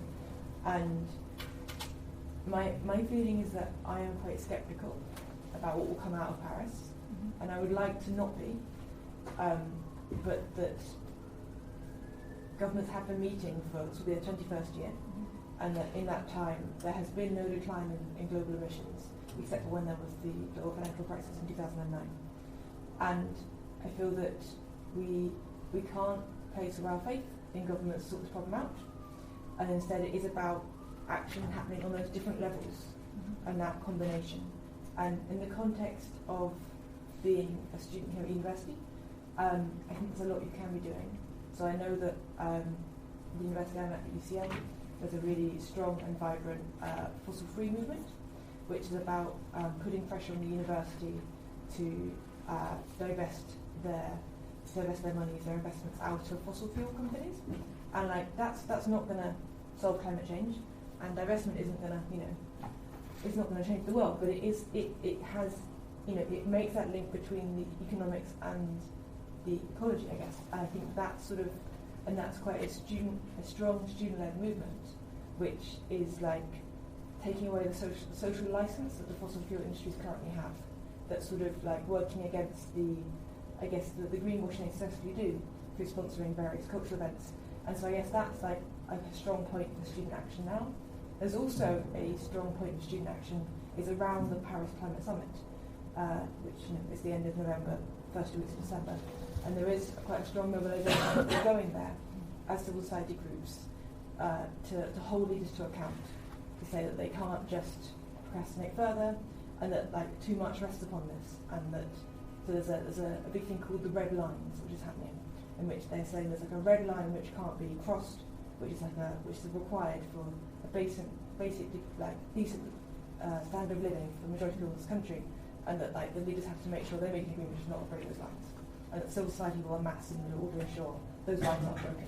So there's that sort of things happening as well. So I think there are actually a lot of really strong civil society initiatives happening, and student initiatives. It means you don't have to just be by yourself worrying about your own carbon footprint, but you can be part of, what Rue was saying, about part of a wider group of people who are taking action on these different levels. Okay, yeah, great. Lucy mentioned before that Rue's coming from a kind of anarchist SWAT type background, but has talked a lot about taxation, and that with the right investment we'd be able to develop these schemes without, sweatshops in China. And that investment, I'm presuming, is government investment. And Hannah's just said that we can't place faith in government, but we can hold them to account by turning up outside their meetings. I'm just kind of wondering what role people see the state, political economy's question, playing here, and more specifically, what role political parties, and as this is a panel on the left, what so-called left political parties and what green parties can do to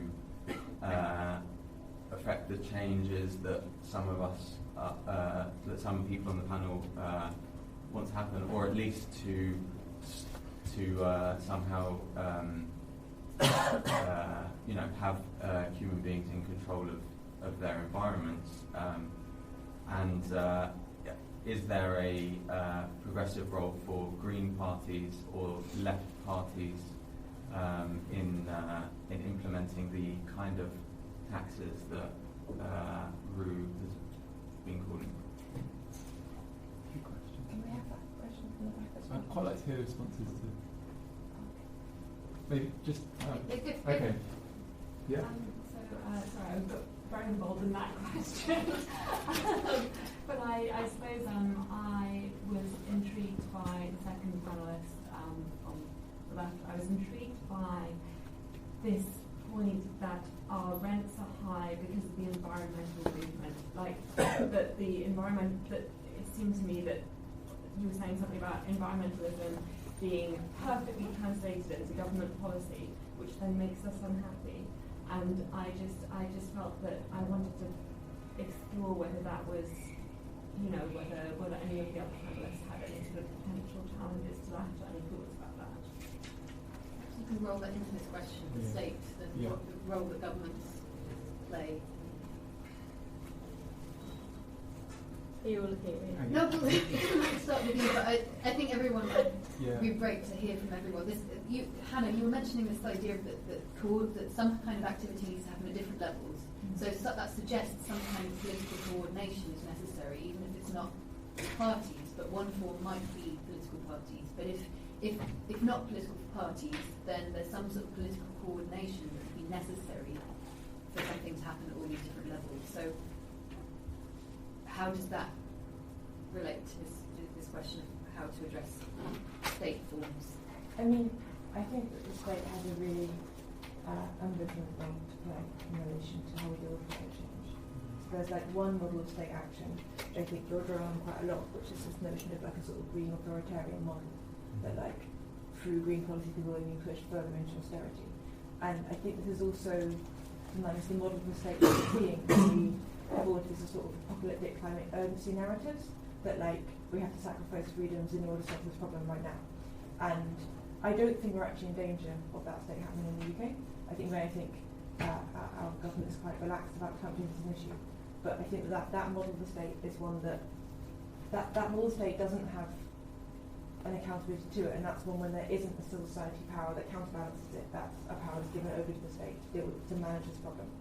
I think that's not the role we want to see. I think it's very difficult to think about how the state can successfully deal with climate change. I think the state, as we currently know it, is so deeply embedded within our current economic system, and so deeply embedded with moving towards a certain the profit-making mechanisms are so tied with it that I don't myself have a lot of faith, even though I would like to, in the state dealing with this issue, or in political parties successfully tackling climate change. So I guess that notion of this coordination that you're speaking about, in my head, it's more of a power from below. It's more about it's more of a horizontal power. It's more about different networks who can work together from different places in order to achieve goals and in order to put pressure upon other forces. That's how I see it. So it's not about taking power. It's not about taking power. And it couldn't be about taxation then? I mean, I think that wouldn't be horizontal. Well, I mean, I think say we had a Green Party, say the Green Party came to power suddenly, right? I feel that, I mean, it's a highly unlikely scenario, but if it happened, I think it would definitely do more good than harm. I think that, like, there could be a number of things implemented which could have a really beneficial change in society, but I'm concerned that as things that, like, it may be difficult for them to make the changes that need to happen for us to fully tackle climate change. I agree with Hannah. I'd say that it's a difficult question to answer when it comes down to party politics, and not just politics, but party politics. And I don't have a political background, so I'm just going to kind of vaguely attempt a response. But I was kind of getting at the theoretical problem of claiming a side, or of trying to establish a powerful position, or to say this way is the right way. And if we're looking at climate change in particular as a universal problem, or at least one that has different effects amongst different zones of the planet in different communities, we have to look at what a community is, what a micro-community within a macro-community is, and we probably won't really do very well to have a party that identifies itself with a content-full, universal-like environmental issues or climate change as the Green Party does, because it will remain a micro-community within the other two major communities that are playing the game that is party politics. So for me, it's a kind of a catch-22 or a paradox between the issue and what happens when that issue turns into a cause that establishes one's cause against another's cause.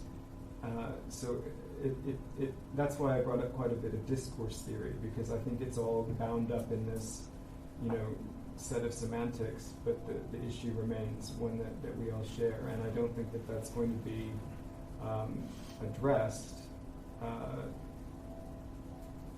in the end, maybe in a context between left and right in the way that we're kind of putting it out there now. I don't know if that helps, but that's kind of where I'm coming from as someone in the cultural field, which is why I like to look to artworks and visual practices and interventions that kind of realize or illustrate or perform that kind of tension or space of the unknown, without ever saying, okay, this is my manifesto or ideology now, and it's the right way to go.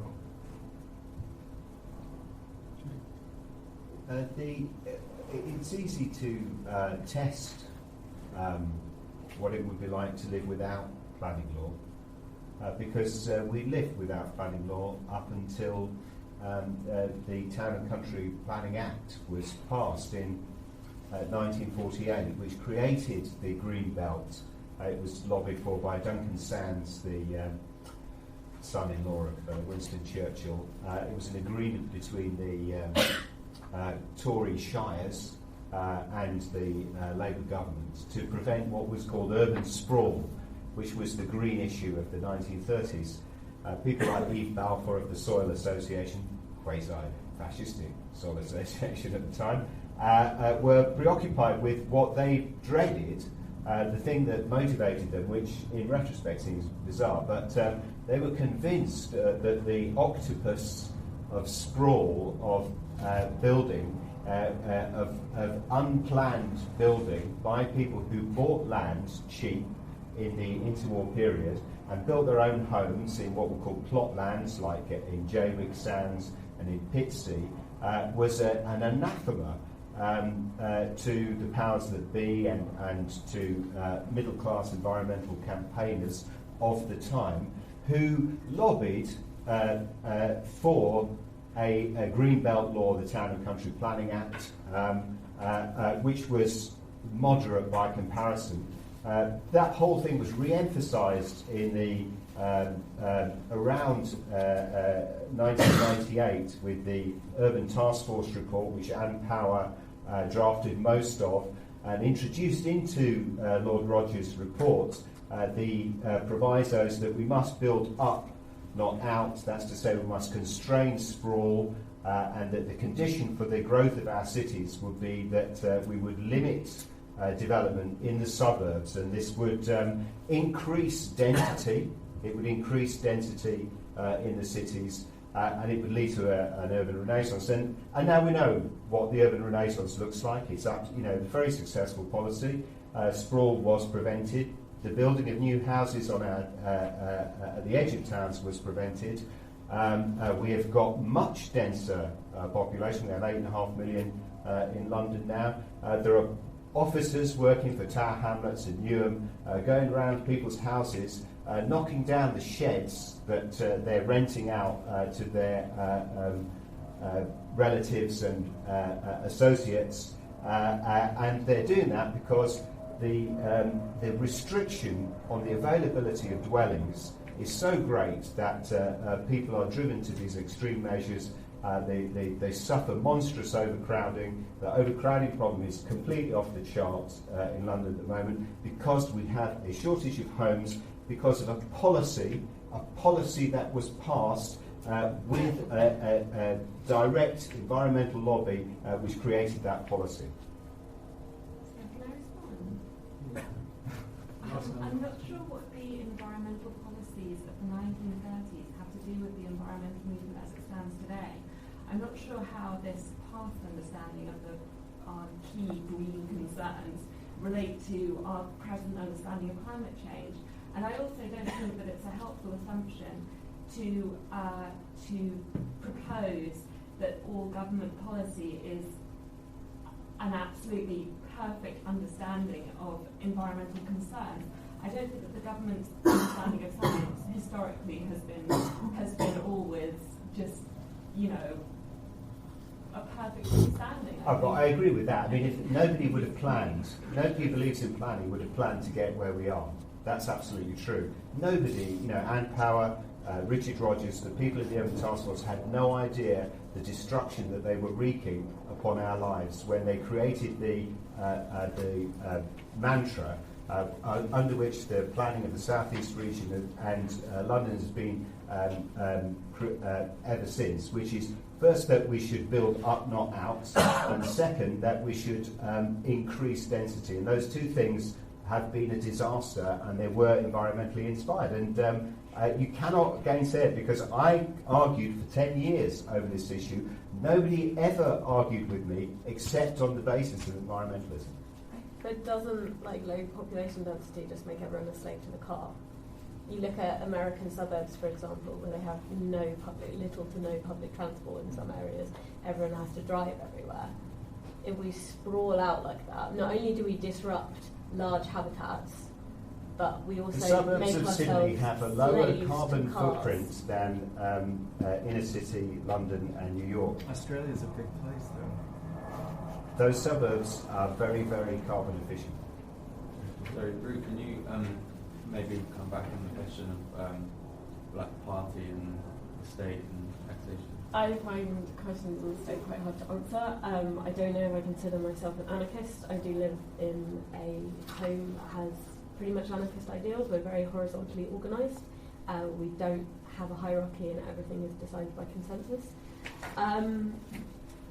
Some of the problem with democracy seems to be that we vote these people into power and hope that they do what we want.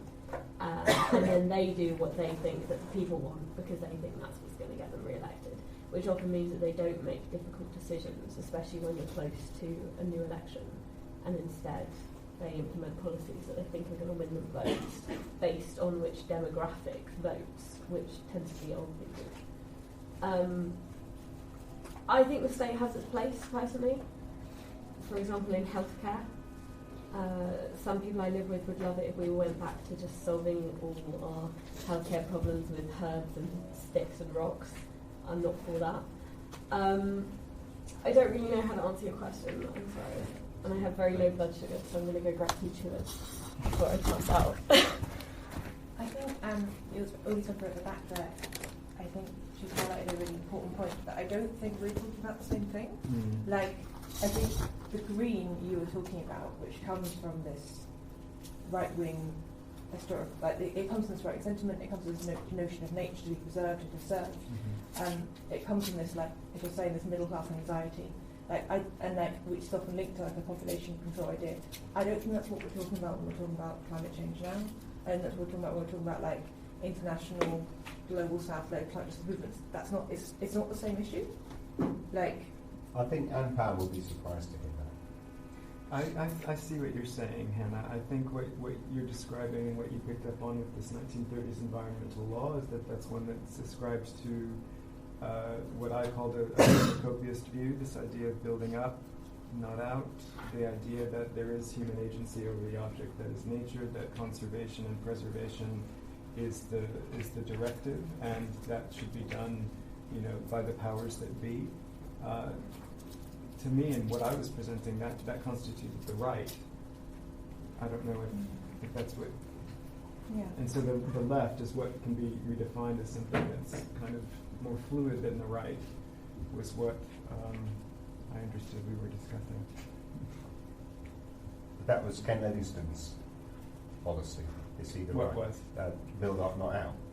Well, I'm not also saying that a conservative or cornucopianist policy has to be the territory of the Tories or the Labour movement and no one else. These things as particularisms are interchangeable as ideologies, and that's why I think the political system is maybe not where we should be directing our attention as much as within the system of corporate capital that funds these directives and ideologies. Okay, I think maybe we'll take a couple more questions, and then I'll ask panelists to formally wrap up, so maybe just have a few minutes each to please bring any concluding remarks. Chris? Yeah, really panelists have strong feelings about the relevance of the assignment of property rights to environmental issues, specifically the property rights surrounding both environmental and physical assets. Okay, and can I also take a question from Lucy? I just want to.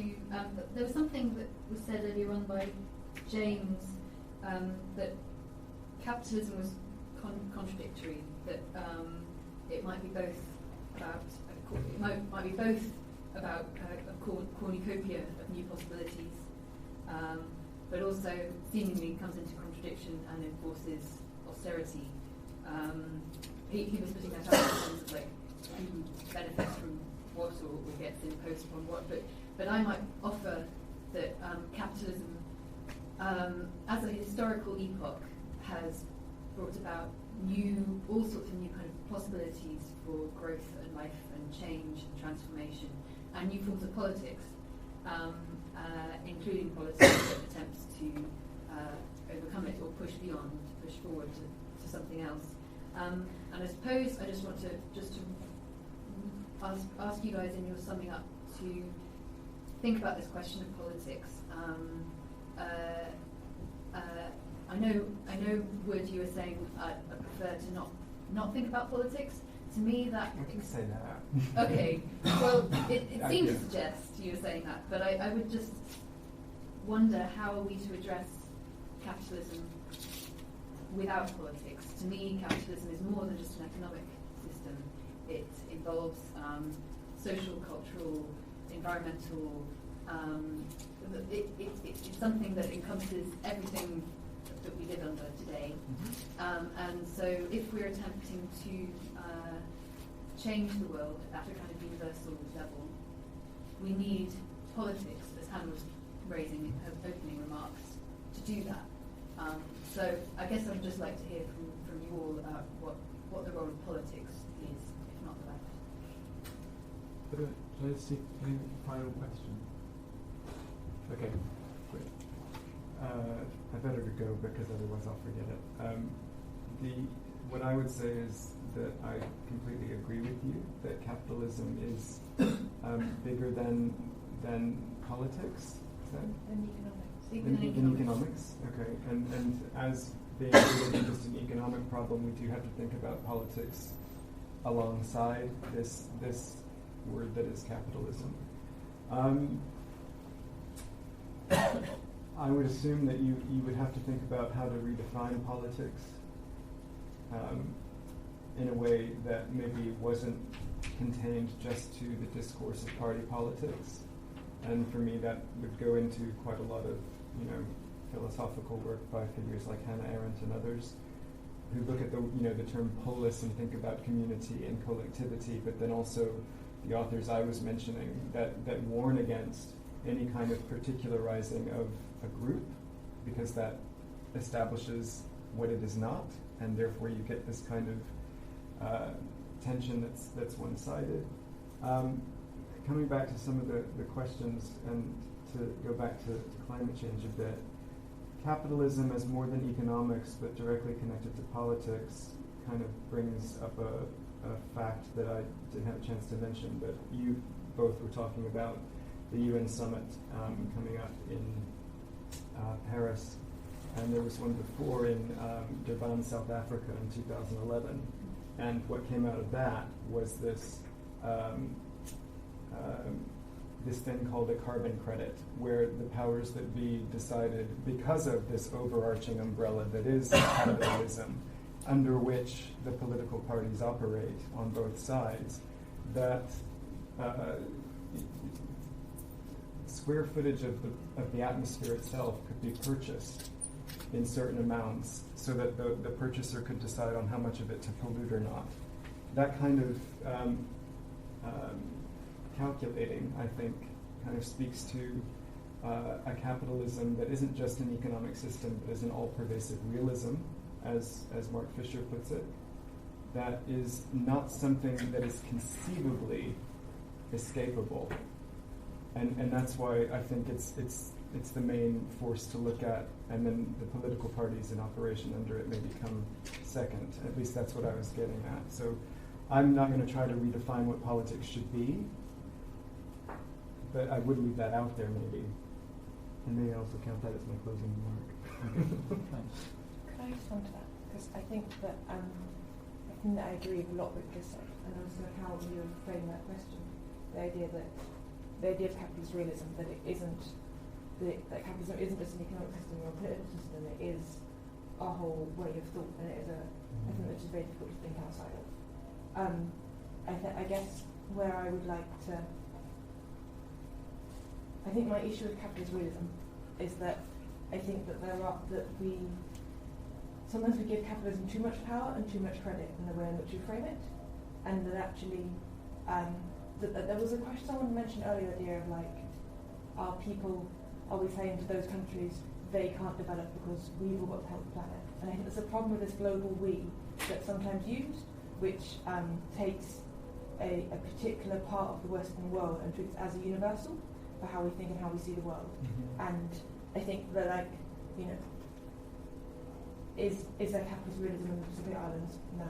Has capitalism won as an ideology? No. It just hasn't. Has it got intense political economic power there? Yes. Has it got full ideological control? Most definitely not. I would say that it isn't the reality which exists there on an ideological level, and that there are ways, and that ways of thinking outside of it do exist, that they are small and they are marginal compared to the power of capitalism. But the way in which we expand our ways of thinking outside of it and against it, and that this is crucial to fighting climate change, the way we do that is through that repoliticization of climate change as an issue. And for me, politics is about that notion of decision and difference and antagonism. And so it's about bringing things up for question that are previously taken as being a given or a commonplace. So that's where I see politics as residing, rather than being about the pie political form itself.